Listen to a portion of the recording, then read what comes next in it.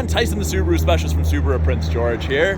This is our 2022 Subaru Forester Premier. So this is the absolute full load Forester, not an option missing.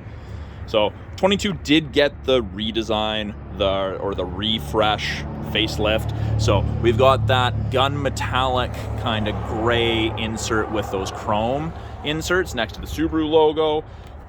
On the Premier, they've gone down to the chrome fog light bezels. We've got some satin chrome at the bottom.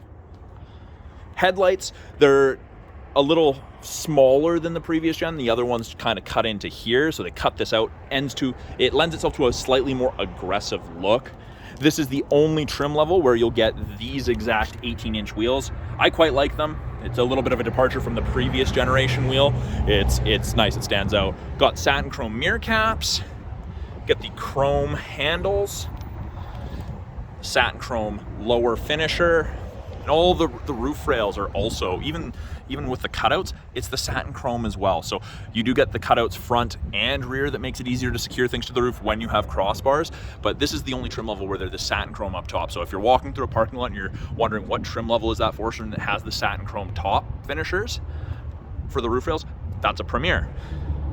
The Premier also comes with the stainless steel bumper step pad, so it's designed to reduce the amount of damage that happens to the painted area of the bumper, moving things in or out.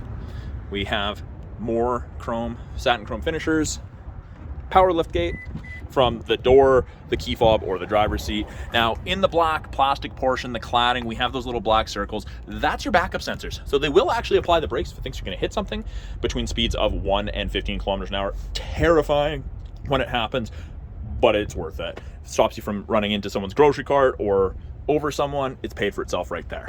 Now, in the back of the Forester, as you would expect, a ton of storage. Cargo trays, standard equipment. Privacy cover, also standard equipment. Hides everything from the top of the seats down. And in the event you have some taller items or you just don't like it, it does actually tuck underneath this false floor. You can kind of see where it's supposed to end up. A little bit of storage. Underneath this, we do have our spare tire. We have the Harman Kardon audio system, little 8-inch sub in the back. Got grocery bag hooks. So yes, you're supposed to hook the loops for your grocery bags across, and it's gonna stop things from tumbling all around the back of your Forester, bruising your apples, breaking your jugs of milk, what have you. Fold the seats, push of a button, got that on both sides. We have a 12-volt outlet for any charging needs you may have, portable cooler, or an electric pump for inflatables at the lake. We have some hard point tie downs. You get 4 of them in the Forester. Yeah, 1 in each corner. So if you have something heavy, awkward, breakable that you need to secure, that's how you do it. Now, to close it, you've got 3 options. You can do it by hand, or I guess 4. Hand, you can close it, you can close and lock it, or I guess 5 if you include the key fob and doing it from the button up front. But doing it by hand, it just gets to a certain point and then power assists across, or down the rest of the way, I should say. Now, up front in the second row, and it would help if I unlocked it, lots of room, tons of room. With the seats up, there's a ton of headroom, lots of legroom. Out of the Crosstrek, Forester, and Outback, I find that this actually has the best second row room. So if you're carrying tall passengers, often the Forester might be the best fit. Not that others won't fit in a Crosstrek or Outback, this is just gonna give them the most space. Now the Premier is the only trim level that comes with the brown and black leather upholstery. So I quite like it. On the previous years, it was just brown. It didn't have this dark portion breaking it up. I think it adds a level of class to it, along with the lighter stitching for contrast. Now, the outer 2 seats are heated, high and low settings there. We've got 2 USB ports, and we have vents out of the center console here, so the second row heats up and cools down much more effectively. Just open those vents.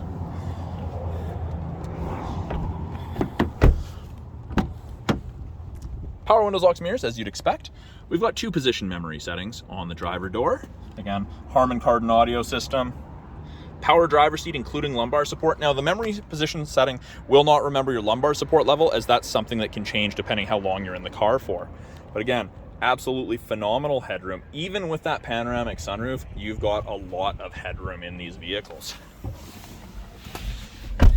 And actually, one of the things that people notice when they first get in, visibility. lack of blind spots. There is incredible visibility in the Forester, as there is with most Subarus. The Forester is just kind of the pinnacle for that.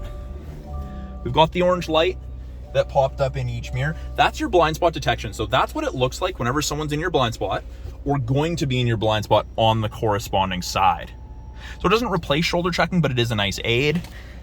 Something you'll notice, Subarus put their mirrors on the door, not on the A-pillar. So this is actually, you can actually see through this, like those old smoking mirror or windows they used to have. But yeah, it's actually visible. So that's one of the comments that I get all the time, is people feel that they can see everything in this vehicle. Left-hand side of the steering wheel, we have our Bluetooth and audio controls. You can make and take calls, control the volume of the calls and the music. Right-hand side, we have our adaptive cruise and our lane centering. So the adaptive cruise brings up that image right there. Also brings up that image on our small heads-up display there, or multifunction display. And you'll notice that there's 4 bars ahead of it all the way down to 1. Each bar is a follow distance, or a unit of measurement behind the vehicle ahead of you that you'll follow at if you catch up. Now, it is a ratio. So at 100 kilometers an hour, 4 bars is approximately 150 to 180 feet behind that vehicle ahead of you. It's a pretty cool system. And then when you turn on lane centering there, above 60 kilometers an hour, if these 2 cameras here and here can see the road lines, it'll actually illuminate whichever side it can see. And it'll actually give you gentle steering input to keep you in the middle of your lane. It's great for the second half of your long drive when you're a little bit fatigued. It makes a big difference on how you feel at the end of the trip. These cameras that's new for this year. It's the most up-to-date Eyesight tech. It's got a wider field of vision. You can't actually touch the lens, which was an issue with some of the previous gens. And I guess that's an issue that they ran into several times, but it's a phenomenal system. It's come a long way. It's great. Heated steering wheel. Then we have intelligent sport driving modes. So bottom left there, it says P for park. And to the right of it was an I. We've got S for sport, I for intelligent. Intelligence, more efficient. Sport, you move faster, go faster, use a little bit more fuel, but it's a little bit more spirited driving. Up top here, now, I don't know if you saw it, there was a little red light. That's an infrared camera. So you can actually scan your face in, and it will do your memory position settings based on your face. It'll also tell you if you're not paying attention to the road or if you're drowsy. Very, very cool setup. Now this top screen here, you can cycle through several different screens. You press the info button on the left-hand side of your steering wheel. It gives you a bunch of different information that's handy to have. Fuel economy, date, time, you can change settings. It's also where our climate control displays.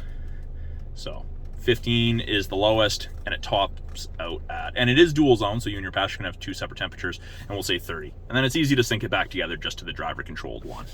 Now, we have an 8-inch display screen here.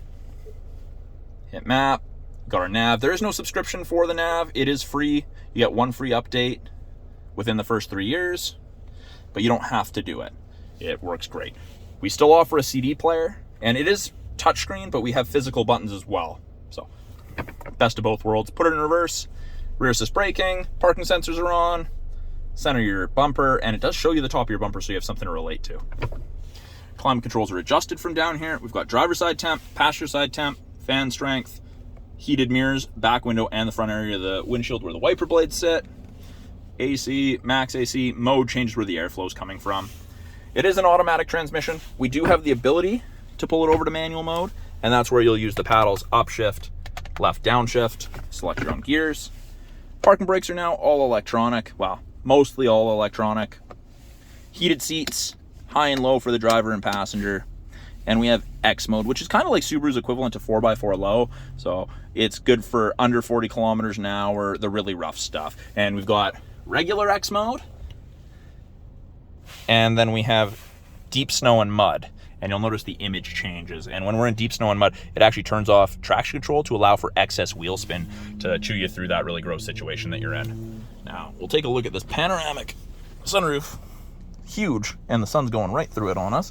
But yeah, manual shade, but if you move the glass back, it'll pull that back, and when you slide the glass forward, it'll drag that forward as well. This is an auto-dimming rear view mirror. There's no switch to flick. It just automatically dims when there's enough light behind you. Your side mirrors are also auto-dimming, so instead of not getting blinded from your rear view and you're getting blinded by your side views, that doesn't happen either. Very, very handy. And we do have the HomeLink system tagged in there, so you get up to three separate garage doors can be hooked up to your mirror, so you don't have to carry an opener with you. handy if you house sit or if you just lose your garage door openers on the regular. And up top here, we've got our lane sway assist, our automatic emergency braking. Those systems do use these Eyesight cameras. And then you have your SOS and your concierge service, which are part of that 3-year connected services trial you get with most new Subarus. So that's a brief overview of the 2022 Subaru Forester Premier. I'm Tyson, the Subaru specialist from Subaru Prince George. Talk to you guys soon.